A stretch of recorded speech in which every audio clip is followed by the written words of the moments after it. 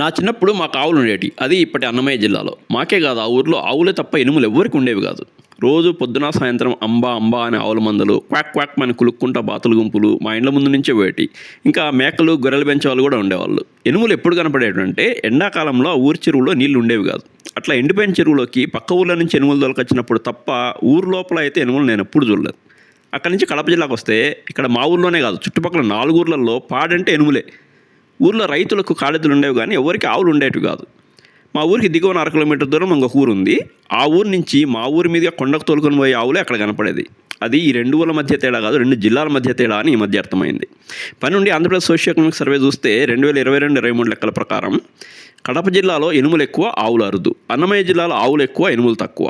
ఎట్లా అంటే కడప జిల్లాలో దగ్గర 45,000 ఆవులు ఉంటే ఎనుములు 4 లక్షలు, అంటే 9 రెట్లు ఎక్కువ. అదే అన్నమయ్య జిల్లాలో ఎనుములు 89,000 ఉంటే ఆవులు 3 లక్షలు, దాదాపు 3 రెట్లు ఎక్కువ.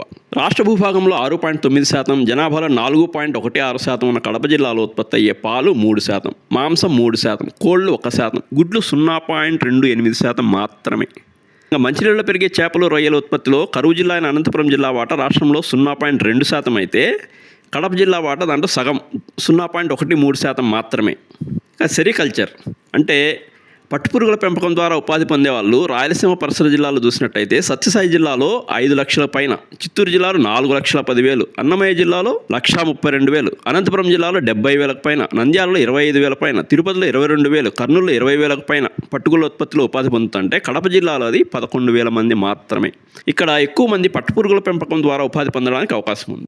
యాస్పిరేషనల్ డిస్ట్రిక్ట్స్ అంటే సగటు ప్రజల జీవన ప్రమాణాల్లో దేశంలోనే అట్టడుగున ఉన్నవిగా నీతి ఆయోగ్ ప్రకటించిన జిల్లాలు.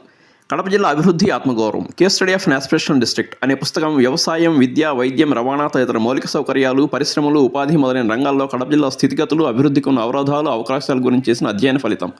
350 పేజీల పుస్తకం ఫ్లిప్కార్ట్లో ఉంది. నేరుగా కొనాలనుకునే వాళ్ళు g.trivikram@gmail.com మెయిల్ లేదా 9901065406కి మెసేజ్ చేయండి. మరిన్ని ఆసక్తికరమైన విశేషాల కోసం ఛానల్ సబ్స్క్రైబ్ చేసుకోండి. Thank you.